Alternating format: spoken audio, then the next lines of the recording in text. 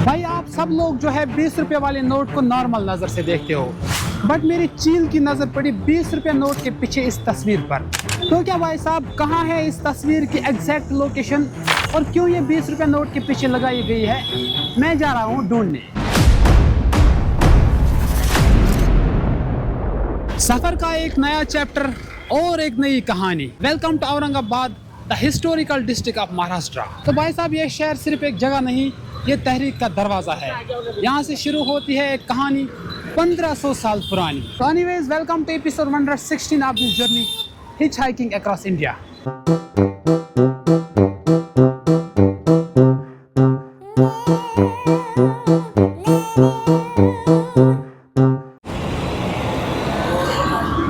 यहाँ से हमें लेनी पड़ेगी बस टुवर्ड्स इलोरा केव्स।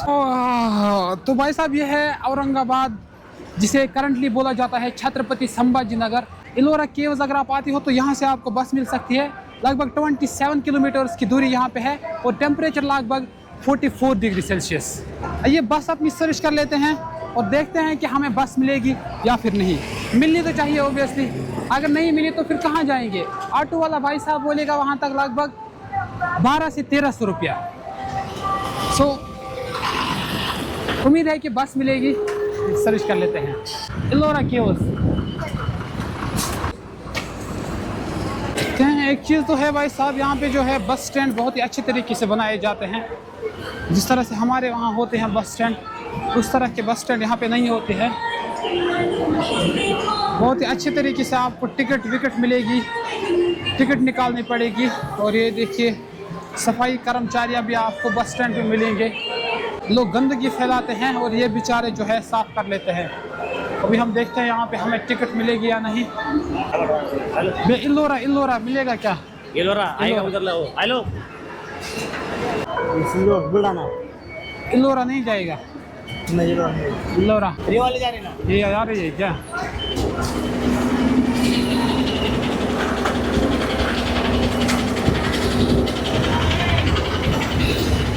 भैया इलोरा जाएगा क्या? इलोरा मैं बोल रहा यही जाएगी। अकेले इलोरा, हाँ।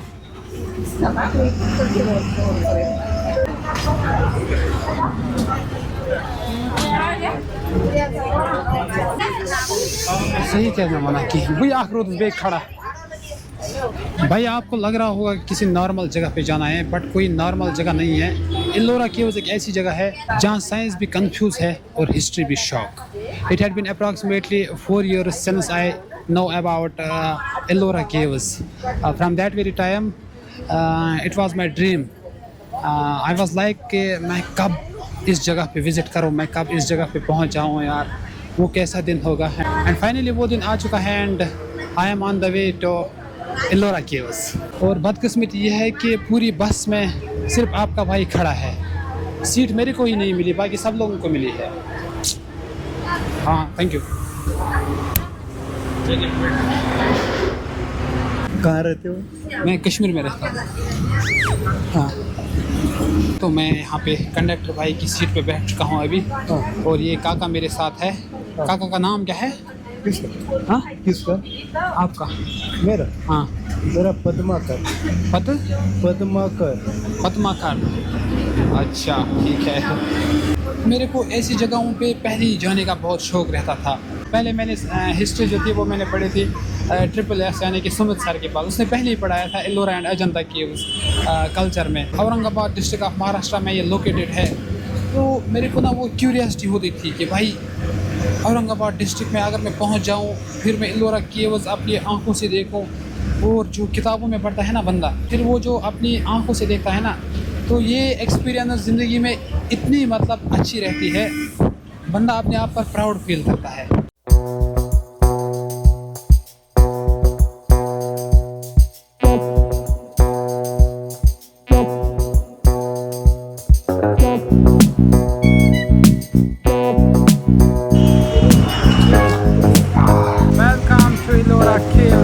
Welcome to Ellora caves, the UNESCO world heritage site of India, जहाँ रास्ते खत्म होते हैं वहाँ होय की कहानी शुरू होती है। सबसे पहले आपको मिलेगा यहाँ पे एंट्री गेट। क्या यहाँ पे हमें टिकट लेनी पड़ेगी या फिर नहीं? हाँ, टिकट कहाँ मिलेगा? अंदर बैग चेक करना है पहले। हाँ, बैग कहाँ पे चेक करना है?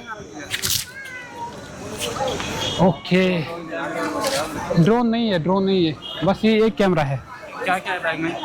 इसमें कपड़े शपड़े है बस। ऑल इंडिया ट्रैवल कर रहे हैं। हाँ, कपड़े, चार्जर। ये यूनेस्को वर्ल्ड हेरिटेज साइट है, यहाँ पे चेक लाजमी है।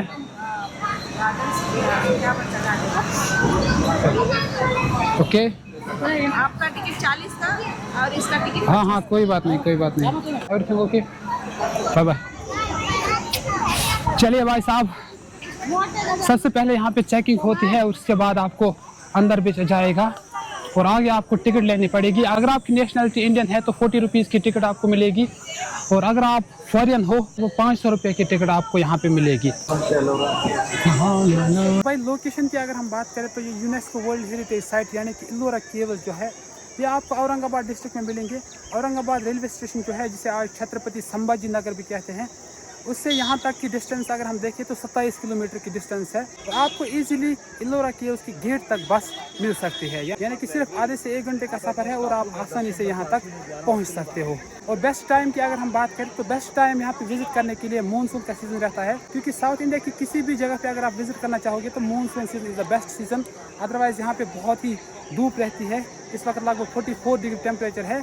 अब ऐसी बात नहीं है कि यहाँ पे आज कोई आता नहीं है। यहाँ पे आप देख सकते हो कितना सारा पब्लिक है आज भी यहाँ पे, और 44 डिग्री टेम्परेचर इस वक्त है यहाँ पे। तो ये है दोस्तों केव नंबर 16। इल्लोरा केव्स की कहानी की शुरुआत होती है 5th सेंचुरी से और चलती है 10th सेंचुरी तक। ये वो दौर था जब इंडिया में अलग अलग सल्तनतें उभर रही थी।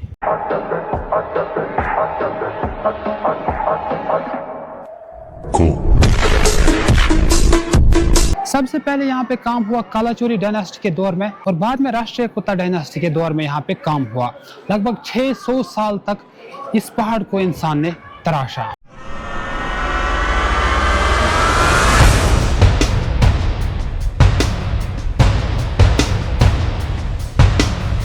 इल्लोरा केव्स में 100 से ज्यादा केव्स बनाई गई थी, मगर प्रेजेंट में यहाँ पे सिर्फ 34 केव्स मौजूद है, और ये 34 केव्स जो है ये लगभग 2 किलोमीटर की डिस्टेंस में फैली हुई है।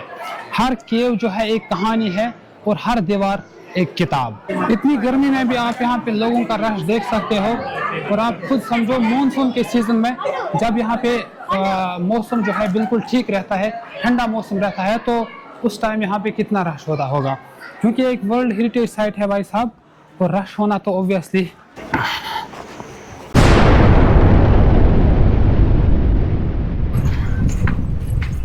कितना भाई?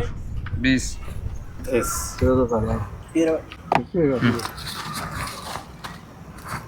भाई दिक्कत की बात पता है क्या है? मैं जब किसी हिस्टोरिकल प्लेस पे आऊँ ना, खासकर इस जगह पे, ये वर्ल्ड हेरिटेज साइट है, तो वहाँ पे मेरे को शाम ही क्यों ना हो जाए, रात ही क्यों ना हो जाए, मैं तब तक नहीं निकलता हूँ जब तक ना मैं पूरा प्लेस विजिट करूँ। तो अभी जो है मेरे को भूख लग रही थी, मैंने यहाँ पे काकड़े लिए 20 रुपया, 1 रुपया लोड। आज आपको हमारे ये जो इंडियन है यहाँ पे थोड़ा बहुत कम ही नजर आएंगे, लेकिन फॉरेनर जो है यहाँ पे आज भी बहुत सारे हैं। prochaine on fait 12 et 10। ये है भाई केव नंबर 14। केव नंबर 14 और केव नंबर 13 जो है ये आपको साथ साथ में ही दिखेंगे। एंड ये है जी भाई केव नंबर 12। और इस जगह की सबसे खास बात, जिसकी वजह से कहीं ना कहीं इस जगह को जो है यूनेस्को वर्ल्ड हेरिटेज साइट का टैग मिला है, इल्लोरा केव्स जो है ये सिर्फ एक मजहब की जगह नहीं है। यहाँ 3 बड़े धर्मों का संगम होता है, हिंदुइज्म, बुद्धिज्म एंड जैनिज्म। यहाँ पे टोटल 34 केव्स बनाए गए हैं। केव 1 से लेके केव 12 तक बुद्धिस्ट केव्स है, केव 13 से लेके केव 29 तक हिंदू केव्स है, 30 से 34 तक जैन केव्स है। एक ही पहाड़ मगर 3 अलग सोच, लेकिन फिर भी एक साथ। ये सिर्फ एक आर्किटेक्चर नहीं, ये एक मैसेज है कि इंसानियत सबसे बड़ी है। हाँ भाई, गैस मेरे को ना यहाँ पे नींद पड़ी थी यार। अभी जस्ट ना मैंने जब आंखें खोली तो भाई 4:30 बज रहे हैं। एक्चुअली यहाँ पे बहुत ज़्यादा टेम्परेचर है ना, तो मैं जो ही यहाँ पे आया, यहाँ पे थोड़ी बहुत ठंडी थी, तो मैंने जब ऐसे किया तो भाई मेरे को नींद पड़ी थी यहाँ पे, लगभग 1.5 घंटे के बाद मैं जाग गया। भाई बहुत ही लेट हो रहा है, अब मेरे को बैग यहाँ से उठाना पड़ेगा, निकलना पड़ेगा। केव नंबर 8 में मेरे को नींद पड़ी थी भाई साहब। शुक्र है कि 4 बजे ही मैं जाग गया, वरना रात यहाँ पे ही गुजारनी पड़ती। टेम्परेचर काफ़ी हाई है। ओहो, पत्थरों के शहर में ना टेम्परेचर नॉर्मल से भी हाई होता है। मतलब जितना टेम्परेचर महाराष्ट्र में नॉर्मली रहता है ना, वो ऐसे शहरों में ना, यहाँ पे इलोरा, अजंता, लाइक हम्पी इन कर्नाटका, ऐसे शहरों में ये पूरे पत्थर के शहर होते हैं। तो इन शहरों में ना अगर नॉर्मली टेम्परेचर 34 होगा तो यहाँ पे ना 38 होगा। भाई लिटरली ये चीज़ ना यहाँ पे सबसे बेहतरीन है। पीने का पानी भी यहाँ पे रखा गया है, हालांकि गर्म ही है बट फिर भी यहाँ पे रखा गया है।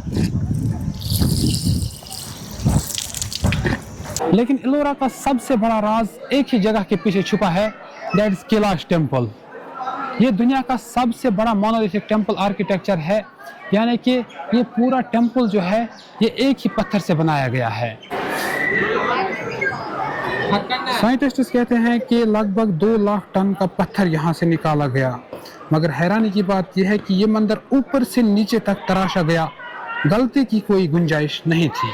ज़रा सोचो दोस्तों, आजकल टेक्नोलॉजी का ज़माना है, आजकल मशीनरी का ज़माना है, लेकिन फिर भी ऐसा स्ट्रक्चर बनाना जो है मुश्किल लगता है। सोचिए आज से 1300 साल पहले ये मुमकिन कैसे हो पाया। कुछ लोग कहते हैं कि 150 साल लगे इसको बनाने में, कुछ लोग कहते हैं 20 साल लगे, बट सच क्या है ये आज भी एक मिस्ट्री है।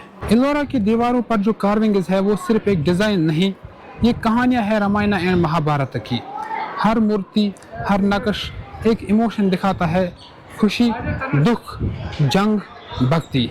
आज इलोरा सिर्फ इंडिया की पहचान नहीं बल्कि दुनिया का फख्र है, क्योंकि इस जगह को यूनेस्को वर्ल्ड हेरिटेज साइट भी डिक्लेयर किया गया है, जो कि आप सब लोग जानते ही होंगे। और हर साल यहाँ पे लाखों में लोग आते हैं सिर्फ देखने के लिए कि इंसान क्या क्या कर सकता है। लेकिन सवाल रह जाता है कि जब वो लोग जिनके पास ना ही टेक्नोलॉजी थी ना ही कोई मशीन, जब वो लोग इतना कुछ कर पाए, तो हमारे रिश्तेदारों के बच्चे इतनी फैसिलिटीज़ होने के बावजूद भी क्या कर रहे हैं, या हम क्या कर रहे हैं। एनीवेज, जो पत्थर को भी रूह दे जाए वो हुनर अब कहाँ मिलता।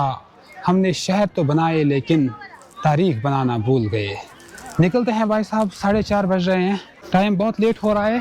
अब हमें यहाँ से निकलना पड़ेगा और रेलवे स्टेशन अपने घर पे जाना पड़ेगा नाइट स्टे करने के लिए।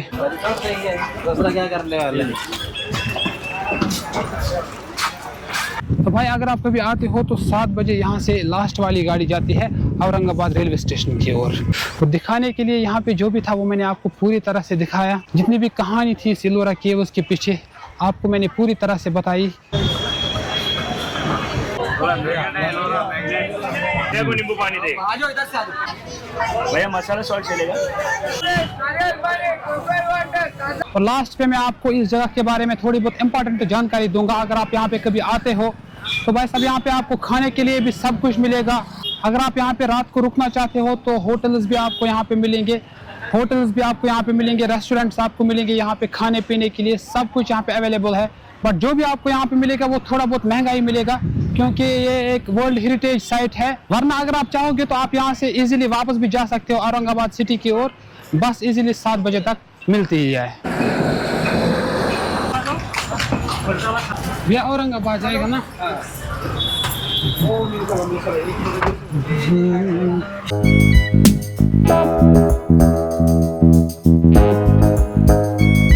बस स्टैंड पे उतरते ही मेरे को यहाँ पे एक दोस्त मिल गया। भाई का नाम क्या है? पृथ्वीराज पवार। भाई ने बोला आज नाइट स्टे के लिए मेरे पास ही आ जाओ। अभी कंफर्म नहीं है ना? नहीं कंफर्म है, कुछ कंफर्म मैं तो कंफर्मेशन दे रहा हूँ आपको। अच्छा हाँ भाई ने फिलहाल कंफर्मेशन दी कि आज की नाइट इनके साथ स्टे किया जाएगा। हाँ अभी हम जा रहे हैं भाई के साथ नाइट स्टे करने, आज की रात पृथ्वीराज भाई के साथ, भाई ना? हाँ ना भाई। हाँ तो भाई जा रहे थे बीवी का मकबरा घूमने के लिए। तो मेरे को कल जाना था वहाँ पे, 1 दिन का प्लान रखा है मैंने वहाँ पे। तो भाई ने बोला कल एक साथ में जाएंगे। भाई ये प्लान जिस तरह से मैं, हाँ शुक्रिया भाई, मेरे को पानी साथ में भी है। गाइस ये प्लान जिस तरह से मैं बना चुका हूँ उसमें थोड़ी बहुत चेंजेस आती है, और वो चेंजेस सिर्फ इसलिए आती है कि ये जर्नी जो है थोड़ी बहुत बेहतर बन सके। और वो चेंजेस जो है मैं खुद नहीं लाता हूँ, वो इस तरह के बंदे मेरी जर्नी में लाते हैं। ऐसे बंदे ना मेरी जर्नी को और मज़ेदार बनाते हैं। पवार भाई थैंक यू। तो अभी तक फ्रेश होने के बाद मैं वीडियो एडिट कर रहा था यहाँ पे बैठ के, तो इतने टाइम में ना पवार भाई ने हमारे लिए मैगी बना के लाई। हाँ हाँ दोनों खाएंगे, एक ही में खाएंगे दोनों। दोस्त लोग कहाँ हैं तेरे? घर गए।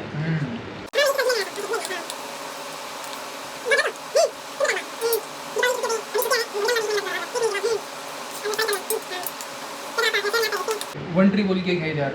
अच्छा, और साई टेकड़ी है, वहाँ हम टाइम के लिए जाते हैं। हाँ पूरा कॉलेज। आपको क्या क्या बनाना आता है खाने में? क्या ये खाना क्या क्या बनाने आता है? मुझे तो बनाना ही नहीं आता। नहीं आता?